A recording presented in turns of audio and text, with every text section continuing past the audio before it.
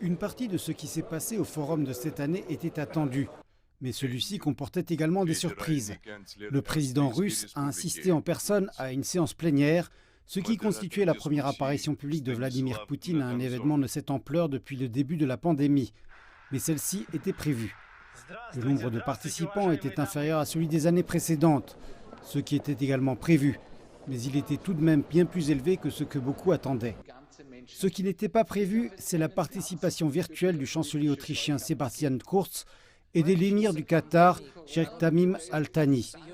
La présence discrète de Hans Kluge, le responsable régional de l'OMS pour l'Europe, a également été une surprise pour le Forum économique international de Saint-Pétersbourg de cette année.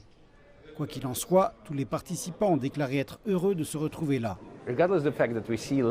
Indépendamment du fait que nous voyons moins de personnes ici, il s'agit à peu près des mêmes partenaires et de quelques nouveaux.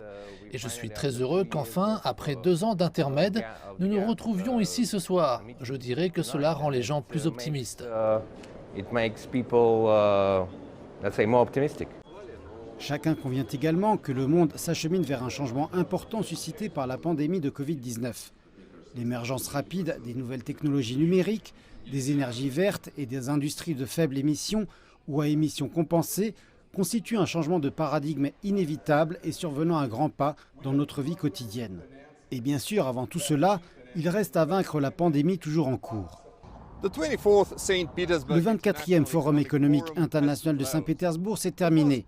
Il s'agissait d'un reflet parfait de l'époque pleine de défis à laquelle le monde est confronté.